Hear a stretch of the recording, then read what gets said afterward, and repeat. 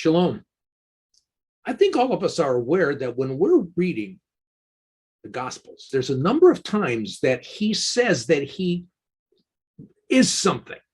He would say, I am the good shepherd. Or another picture that's related to that is, I'm the door of the sheep. And one that we're very familiar with is when Jesus says, I'm the light of the world. So let's take a look at this. And another huge example really is in Matthew 21, 20 through 45, where Jesus is talking about the fact that he is the stone rejected and he's become the chief cornerstone. Now, when we read the Hebrew, we're looking at ha'even rosh pinah. The Hebrew means the chief stone of the turning. Now, in previous lessons, we studied how the Bible indicates that Jesus is the cornerstone, the first stone. But we also realize that Bible historians suggest that based upon the Hebrew, that this could actually be the place or the chief stone of the turning, and it could be a keystone of an arch, the last stone of the arch, as it holds it all together. Both sides of the arch now rest on that keystone. Let us again see how the Bible shows that he is also the last, the keystone of an arch. Let's see how this picture today helps us grasp Jesus and the good news of the kingdom. So let me take you to the area of northeast Turkey, to a very famous mountain range. We know it as Mount Ararat. It is really a range of two mountains. You can see them here, Greater Ararat and the Little Ararat. But we know that after the flood, the ark finally rested here someplace on this highland. And so indeed, we know that sin entered the world and for the human race in the garden. It continued, and Adonai became extremely sad, so that he was going to get rid of all humankind. Now, before the flood, there's an amazing verse, Genesis 6:5, where God says, the Lord saw that the wickedness of man was great on the earth, and that every intent of the thoughts of his heart was only evil continually. But amazingly, there's an explosive verse after the flood, Genesis 8:21. And right there in this verse, it says, for the intent of man's heart is evil from his youth. You can read it. That's Noah and his family.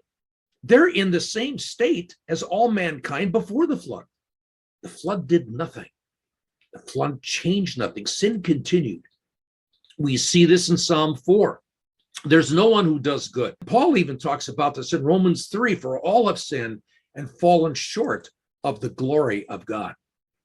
Rabbi Akiva, the great Torah scholar, Maimonides, the great Torah scholar of Judaism in the late 12th century, and the writer of Hebrews all agree that it's impossible for the blood of bulls and goats to take away sins, meaning intentional sin. There's no ritual, no sacrifice, nothing that works. Yom Kippur doesn't work. Torah is incomplete. It's missing something. God's job on the Torah is not finished. Mankind is in deep trouble. It's almost as if you can say the books of Moses, the Torah, is like a picture of an arch with no keystone, that it's incomplete. There's no forgiveness for intentional sin. The arch needs the last stone. The arch needs the keystone. And Paul talks about this in Romans 10:4. Christ is the end of the law for righteousness to everyone who believes. Now, the Greek word there for end is telos. Better is the goal or the final result. Nomos, in this context, is probably better for the word, not law, but Torah, God's instruction. So a different way of reading the verse is, for Messiah, Christ, is the goal or the purpose of the final result of Torah, God's instruction. Paul kind of addresses this again in Acts 13:39. I paraphrase it and says, what the Torah can't do, Jesus did. Jesus, the Messiah, he's got to be the missing stone. He's the keystone of the arch. Jesus, the last stone.